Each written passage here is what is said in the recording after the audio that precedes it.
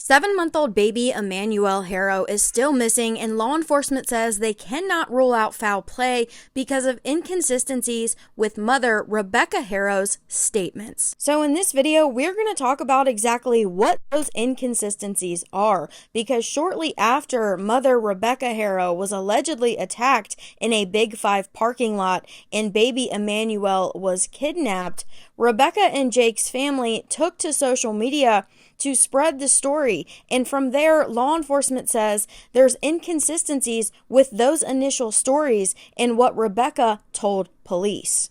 So I'm going to play for you a now deleted video posted by Jake Haro's sister, where she is recounting and retelling the story that Rebecca and Jake have told their family. Because according to what was circulating on social media shortly after the incident occurred, people were saying that there were witnesses and even a suspect.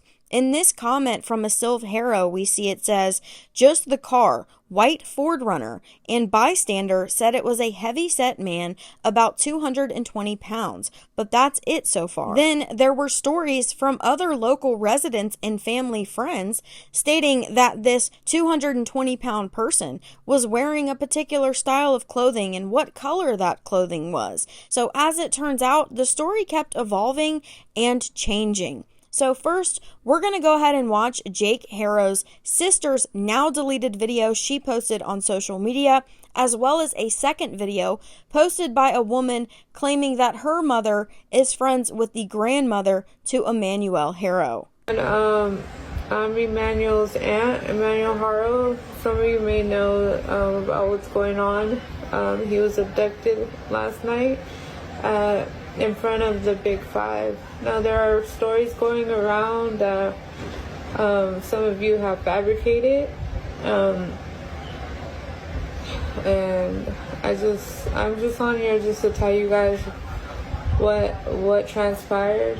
So my sister-in-law and my brother, they were at my older nephew's football practice, and he needed a new mouth guard, so instead of taking everybody, my sister-in-law opted to go, and she only took the baby, which is Emmanuel. And when she got there, she realized the baby had went to the bathroom in his diaper. So as any mom would,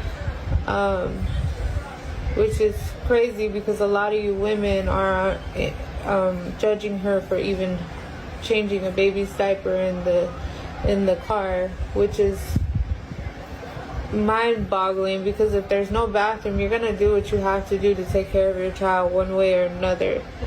She's a great mother, so everything you guys are saying about her, first of all, you don't know her, and show some compassion. Like, she just had her son taken from her. And also, back to what I was saying, so she realized that he had went to the bathroom on himself. Of course, he's a baby. And she laid him down in the back. Her back was turned. She was about to change him. She was getting everything prepared. And she felt like a tap on her shoulder. She turned around and all she heard was "Hola." And before she could even see this person, acknowledge this person, whatever the case may be, he socked her in the face, and she ended up blacking out. He knocked her out and she fell to the floor, and next thing you know, as she came to, she woke up. She was looking around for the baby. The baby was gone. She started panicking, screaming, crying. She called the police. She ran into Big Five to see if they had cameras outside or if anybody had witnessed anything. And nobody apparently didn't see anything. And then there's no cameras outside. We're so baffled because how are there no cameras outside?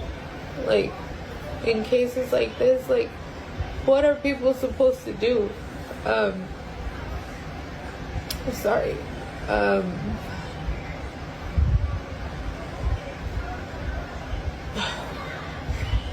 So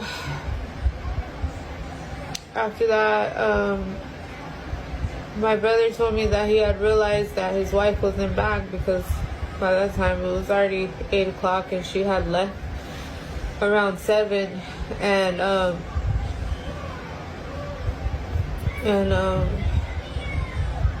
he said that he ended up calling her, and she picked up the phone and she was hysterical and he couldn't even understand her. So the police had took the phone from her and told my brother what had transpired. And he had his ex-wife there, because, you know, they had a son together. And his ex-wife and her boyfriend ended up driving my brother to Big 5. And ever since then, we've been looking for Emmanuel. We've been giving out flyers. People came out, prayed for us, prayed for Emmanuel. It's been a very hard time for our family. I haven't slept. My brother hasn't slept.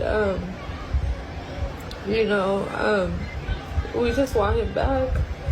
And there is a lot of discussion on whether my nephew is special needs.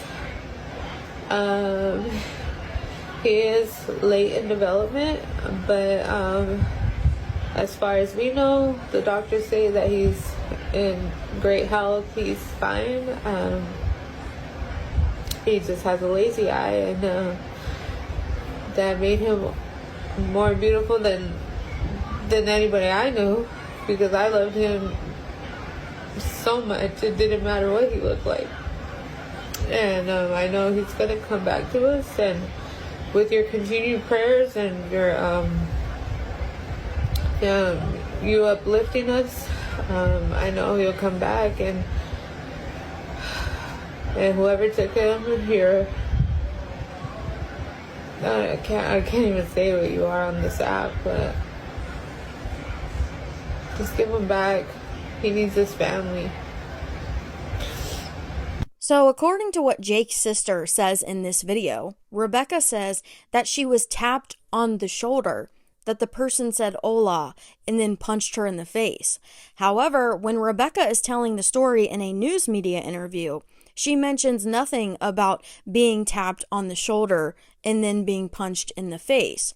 She just says that someone walked up, said hola, and that everything went white. And when she came to, Emmanuel was gone. So that's one of the inconsistencies mentioned in Jake's sister's video. And right after this incident occurred, it was circulating around social media that witnesses saw a suspect. So in this next video, you're going to hear this woman who claims that her mother is friends with Emmanuel's grandmother talking about this suspect that witnesses allegedly saw. From my mom, and she told me that her friend, her grandson, was kidnapped today. The mom and the baby were at Big 5 in Yucaipa, California, and she was changing his diaper in the car. He needed a diaper change before they went into the store, so she was changing him, kind of like I don't know, I've done that so many times.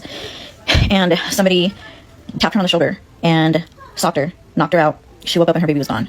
He's 7 months old. His name is Emmanuel. She doesn't remember anything. She doesn't know. She didn't see the guy.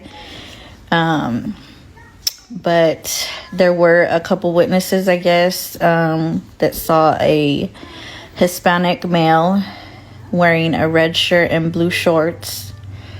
So if you see this, can you please just share it out? And hopefully, I don't know, they can find their baby. If you can, pray for the little boy. His name is Emmanuel. He's only 7 months old. The Big 5 cameras are broken, of course. Now, that's all of that video that I was able to get from a Facebook group, because allegedly the family and friends that were previously speaking out on social media have now deleted these videos and comments. But the story has been changing ever since the incident occurred. I did also post an update that it was being reported by locals that cadaver dogs had since been at the Haro family residence, that they located blood. It wasn't confirmed whose blood it was, but that they were waiting on an additional search warrant. So let me know what your thoughts are down below in the comments, and I'll be sure to keep you guys updated.